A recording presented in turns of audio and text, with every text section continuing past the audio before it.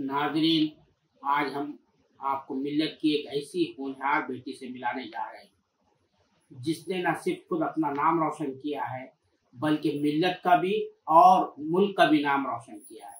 वो लड़की है अक्सा तनवीर, जिसने इस साल जो इम्तिहानात हुए थे central board of secondary education की तरफ से, जो मरकज़ी इदारा है तालीम का, जो इदारा है सानवी तालीम का जो इदारा है, उसकी तरफ से जो सालाना इम्तिहानात होते हैं उसका जो रिज़ल्ट आया है, उसमें इस बच्ची ने जो है, जिसका मैं तस्करा कर रहा हूँ, जो हमारे सामने बैठी है और उनकी वालदा भी साथ में बैठी है, तो ये बच्ची ने जो है टॉप किया है। 3 जो लड़कियां हैं उसके 3 जो बच्चे जो टॉप किए हैं, यानी एक ही रैंक पर है वो, जिन्होंने 99% 2 मार्क्स हासिल किए हैं। अपने जो मार्क्स होते हैं, जो निशानात होते हैं इम्तिहानात में, अपने इम्तिहानात के अंदर जो है 99% 2% जो है मार्क्स हासिल किए हैं, निशानात हासिल किए हैं।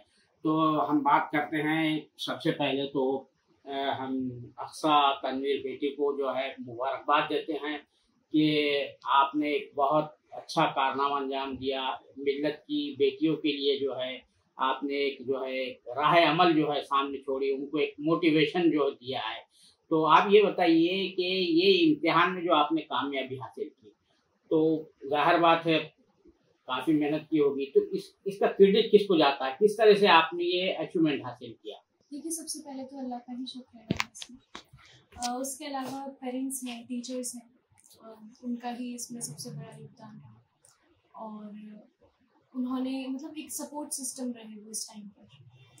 और उसके अलावा जो एक्स्ट्रा हेल्प थोड़ी बहुत लेनी थी वो मतलब इंटरनेट से मैंने ली थी। अच्छा, आपके वालिदैन का कितना रोल है इसमें, आपकी इस कामयाबी में? क्योंकि कहा जाता है माँ को जो है पहली दरसगाह कहा जाता है। दरसगाह समझते हैं लफ्ज़ आप? फर्स्ट जो स्कूल है बच्चों का, जो स्कूल है वो माँ की गोद होती है। तो इसमें आपकी वालिदा का कितना दखल है? देखिए, सबसे ज़्यादा तो ऑब्वियसली उन्होंने ही क्या कहते हैं मोटिवेट करा इस चीज़ को लेकर के, आप पढ़ाई करो अच्छे से। और ऑब्वियसली उन्होंने बचपन से ही एक पढ़ाई पर तो हमारी फोकस रखा ही है। और उसके अलावा जो है उन्होंने मतलब क्या कहते हैं हमेशा मोटिवेट करा कि दैट जो पढ़ाई है, जो आपकी स्टडीज़ है, वो सबसे ज़्यादा इम्पॉर्टेंट है और उस पर ही आपको मेन फोकस करना है।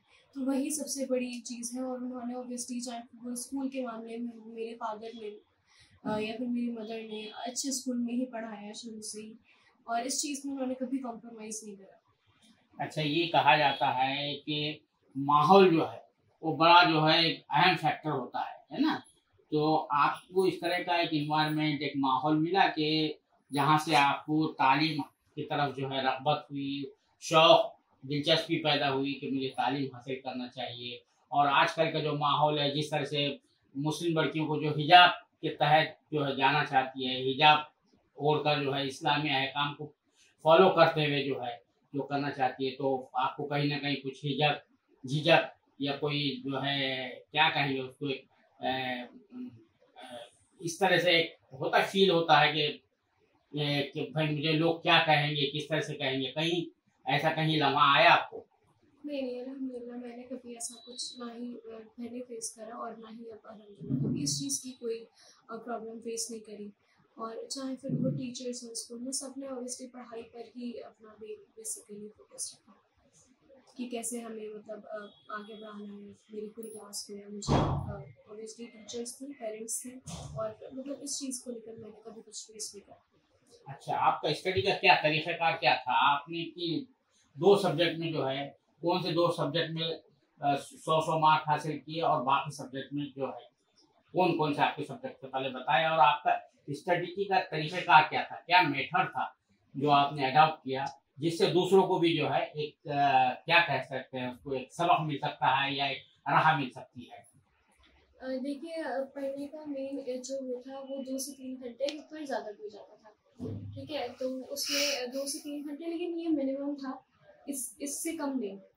रोज़ इतना मैं डेली पढ़ती थी। और उसके अलावा जो है मेनली अगर आप सीबीएसई का देखें या जो हमारे जो बोर्ड एग्जाम्स होते हैं सभी में, उनमें सबसे ज़्यादा जो इम्पोर्टेंट चीज़ मुझे लगती है वो है आंसर राइटिंग।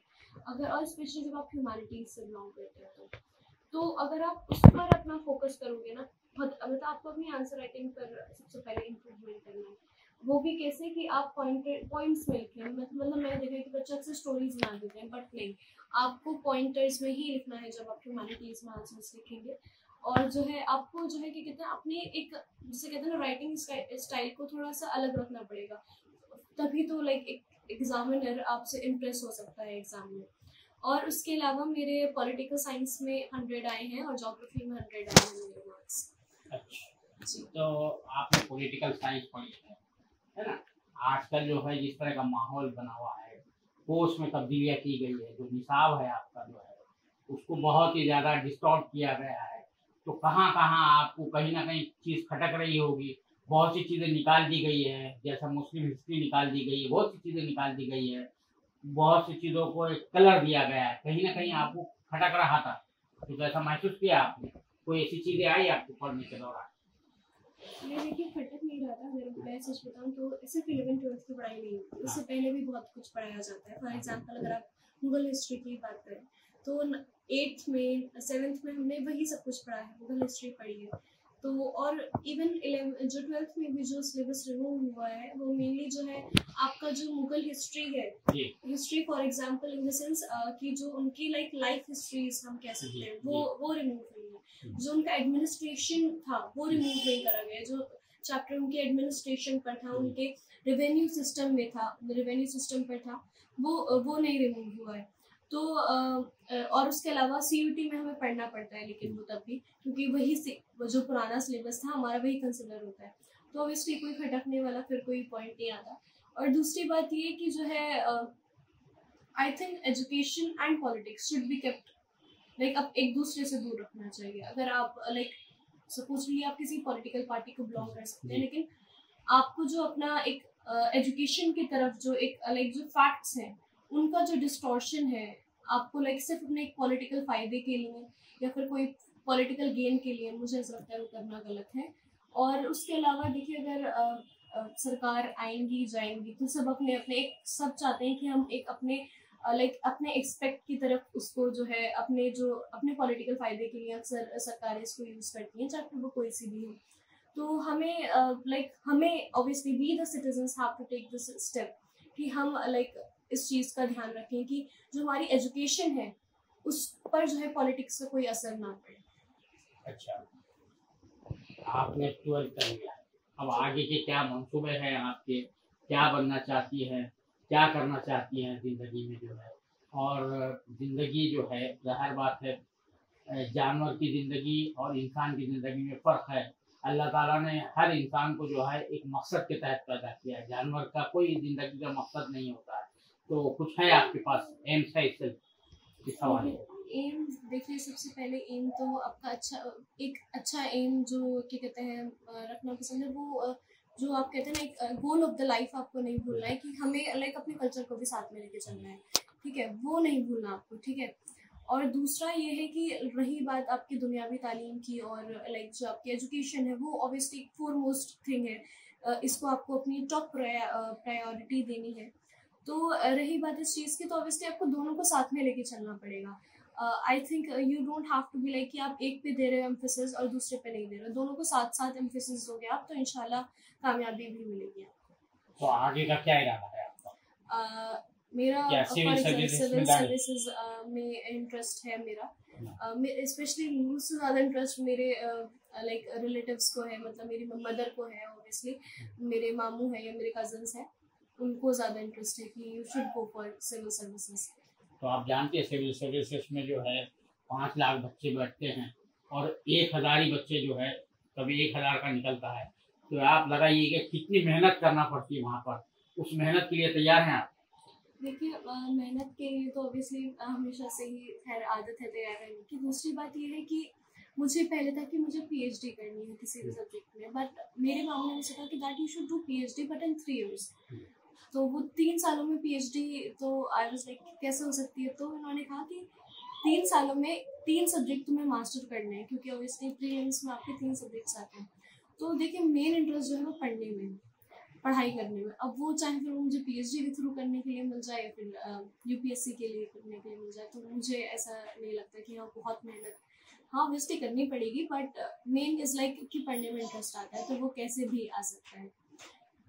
अच्छा, मैं आता हूँ आपके स्कूल की तरफ। आप अपने स्कूल का थोड़ा सा ब्रीफ इंट्रोडक्शन बता दीजिए। जब आपकी ये कामयाबी, ज़ाहिर बात है स्कूल का भी नाम रोशन हुआ है, तो वहाँ किस तरह का माहौल था, वहाँ आपकी जो टीचर्स है, असातिज़ा जो है, उनका क्या और मैनेजमेंट का क्या रवैया था? ऑब्वियसली स्कूल का नाम बताइए आप। जी, स्कूल का नाम मेरा है देव समाज मॉडर्न स्कूल, सुखदेव विहार में है मेरा स्कूल। और क्या कहते हैं, ऑब्वियसली सबका एक बहुत ही ज़्यादा सपोर्टिव सिस्टम रहा। ऑब्वियसली टीचर्स तो मेहनत करती ही हैं, तो सब ने ही मतलब शुरू में ही साल से जो है एक मोटिवेशन रखा कि अब सभी हैव मतलब एक हमारे होप्स हैं, तुम हम होप करते हैं तुमसे कि तुम अच्छा बेहतर करोगे। स्पेशली मेरी पॉलिटिकल साइंस की, हिस्ट्री की टीचर और मेरी ज्योग्राफी की टीचर, मतलब मैं बहुत, मेरी शुरू से प्रॉब्लम है कि मैं बहुत ज़्यादा डाउट्स पूछती हूँ, तो उन्होंने लाइक देवर नेवर लाइक कि उन्होंने कभी एक हेजिटेशन दिखाई हो कि डाउट्स पूछ रहे हैं बच्चे, इस चीज़ पे उन्होंने कभी हेजिटेशन नहीं अपनी जाहिर करी या कुछ भी। वो हमेशा लाइक देवर ऑल रेडी कि हम जो है, हम आप डाउट्स लेकर आओ, we will all clear it. तो मुझे नहीं लगता कि एज सच मैनेजमेंट वगैरह ने कभी कुछ मैनेजमेंट ने या फिर मेरे स्कूल की टीचर्स, स्पेसिफिकली टीचर्स ने कभी इस चीज़ में वो करा है। हाँ, थोड़ा बहुत होता है कि लाइक आपके साथ थोड़ा प्रेजराइज दिखाया जाता है कि कहीं ना कहीं कि आप आर्ट्स से बिलोंग करते हैं, साइंस वाले बच्चों को ज़्यादा तरजीह दी जाती है। लेकिन सच बताऊँ तो मेरी टीचर्स, जो सब्जेक्ट टीचर्स हैं, वो बहुत अच्छी थी। मेरी class teacher specifically, so they were all by our side, तो इसलिए जो है मुझे कभी ऐसा फील नहीं हुआ। आप कहाँ एडमिशन लेना चाह रही है? सेंट स्टीफन में जाने की कोशिश कर रही है और किसी और जगह कहाँ पढ़ेगा? नहीं, देखिए मेरा ऐसा कोई ये नहीं है कि सेंट स्टीफन्स में जाना है या किसी और में जाना है। जस्ट एक प्रॉपर एम है कि एक अच्छे कॉलेज में जाना है। और मेनली ये है कि घर के पास जो है वो जामिया है, क्योंकि हमारे ये जामिया नगर में पड़ता है, तो क्योंकि घर के पास है, फीसिबल है फर्स्ट ऑफ ऑल, तो वहीं पर ही मैं जाना पसंद करूँगी, इस ही रीज़न की वजह से कि मेरे घर के पास है। और आज भी अगर आप देखें तो टॉप 3 कॉलेजेस में निकल जाता है। उसके अलावा मैंने डीयू के फॉर्म्स भरे हैं, तो वहाँ पर में भी कोई अच्छा आपको कॉलेज तो आसानी से मिल जाएगा, कोई ऐसा मसला ही नहीं है। नहीं मिल जाएगा, लेकिन ऑब्वियसली हमारे जो सिलेक्शंस होते हैं सीयूटी के थ्रू होते हैं, तो ऑब्वियसली उसके स्कोर के बेसिस पर देखते हैं कि कौन सा कॉलेज है। तो हमारी नेक ख्वाहिशात आपके लिए है, आप ज़िंदगी में और आगे बढ़े, दूसरों के लिए जो है मसले राह बने, मोटिवेशन फैक्टर बने। तो बहुत बहुत मुबारक आपको बहुत बहुत मुबारक कि आपकी बेटी ने जो है ये कारनामा अंजाम दिया है। ये मुल्क में जो है जो CBSE की तरफ से जो है इस साल के इम्तहानात हुए हैं उसमें वो टॉप की है बच्ची ने। तो जाहिर बात है आपको, हम सब लोगों को खुशी हुई है। तो इसमें आपका क्या किरदार था? बस शुक्रिया पहले आपका और सभी लोगों का जिसने बहुत मोहब्बत दी, और अभी भी मोहब्बत मतलब रिजल्ट आने के बाद से लगातार मोहब्बत मिल रही है। पता नहीं कहाँ कहाँ से लोग नंबर लेकर मुझे स्पेशल विश कर रहे हैं मेरी बेटी के लिए कि भाई माशाल्लाह बहुत अच्छे हैं।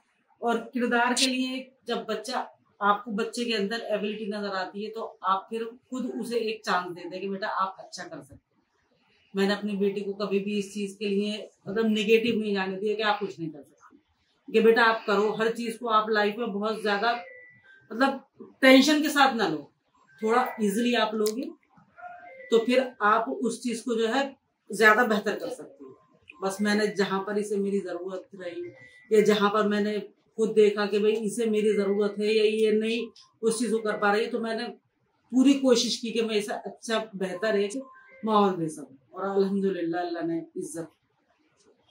तो ये आप भी माशाल्लाह हिजाब करती है, आपकी बेटी भी बाहिजाब जाती है, स्कार्फ लगा कर जाती है।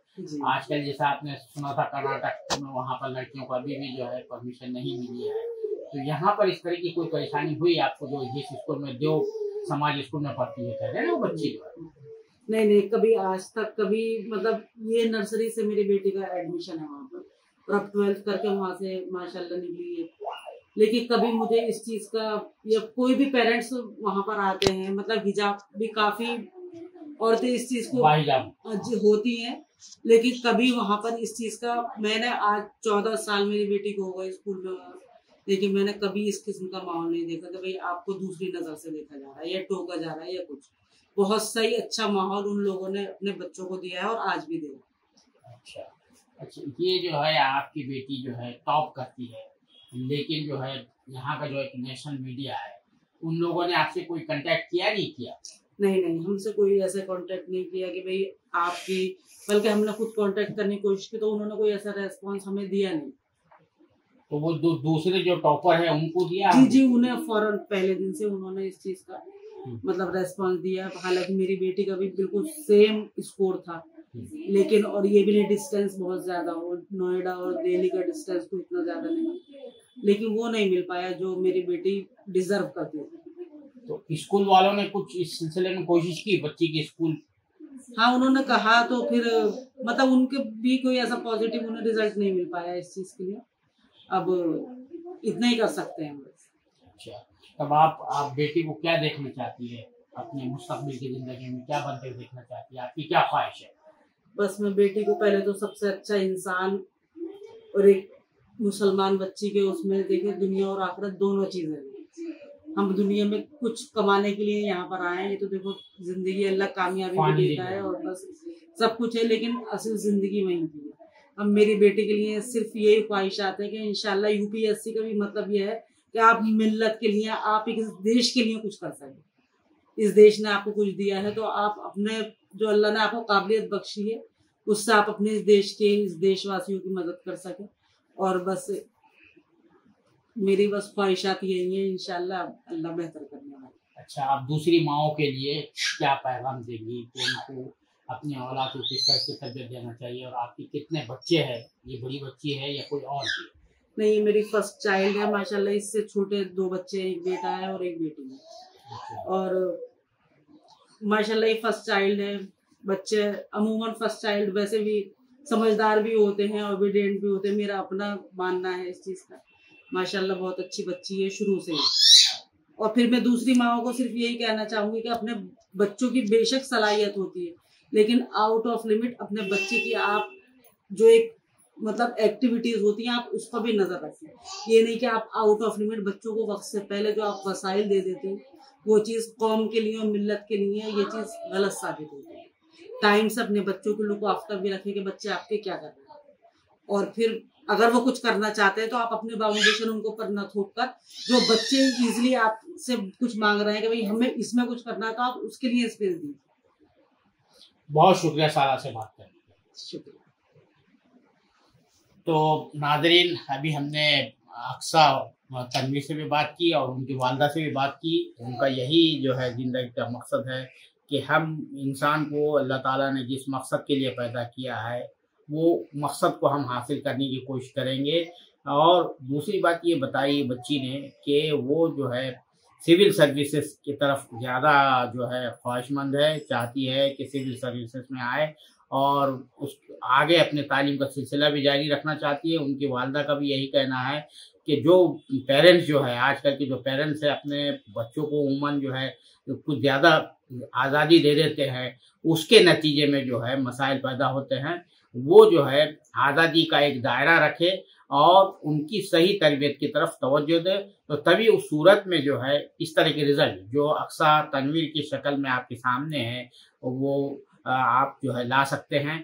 और मिल्लत की जो बेटियां हैं उनके लिए ये जो है हमारी अक्सा तनवीर जो बेटी है, ये एक जो है क्या कहेंगे मोहर्रिक बनेगी, ये मोटिवेशन फैक्टर बनेगी। क्योंकि मुसलमानों के ताल्लुक़ से ये एक गलत इम्प्रेशन, एक तासुर पैदा किया गया है कि मुसलमानों की बच्चियां, मुसलमानों की लड़कियां, बेटियां पढ़ती नहीं है, तालीम हासिल नहीं करती है या उन्हें रोका जाता है। जबकि ये सामने मिसाल है, ये खुद बैठी है, सामने बैठी हुई है, बाहिजाब है, बुर्खे में बैठी है, लेकिन उन्होंने अपनी बच्ची को पढ़ाया। हिजाब जो है इनकी तालीम में कहीं आड़ नहीं बना, कोई यानी ऑब्स्टिकल नहीं बना।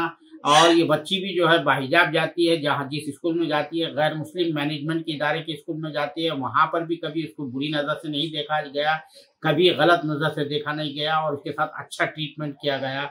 और स्कूल वालों ने भी बड़ी जो है इसकी कामयाबी पर खुशियाँ मनाई, उसको सेलिब्रेट किया। लेकिन अफसोस की बात यह है कि जो नेशनल मीडिया है, नेशनल मीडिया ने जो है इस तरफ ज़रा भी तवज्जो नहीं दी। जबकि ये बच्ची भी जो 3 टॉपर है उनमें से एक टॉपर यही है। तीनों की भी नंबरात जो है सेम आए हैं, 99% 2, तो जो है मार्क्स तीनों ने भी हासिल किए। लेकिन इस बच्ची को नज़रअंदाज कर दिया गया। जो आप समझते हैं कि आजकल जो जिस तरह से नफरत फैलाई गई है तबके की तरफ, क्योंकि मुल्क का जो सरबराह हुकूमत है वो खुद जब नफरत फैलाता है तो ज़ाहिर बात है उसका असर नीचे तक भी चला जाता है। तो ये जो है उमूमन सूरत हाल आप देख रहे हैं। और यहाँ तालीम के मैदान में भी एक होनहार बच्ची है, ये न सिर्फ मिल्लत की है बल्कि मुल्क की भी होनहार बच्ची है, जिससे मुल्क को बहुत फ़ायदा पहुंचने वाला है, लेकिन उसके बावजूद उसको नज़रअंदाज कर दिया गया है। कैमरामैन जीशान राय के साथ मैं अब्दुल बारी मसूद, नई दिल्ली।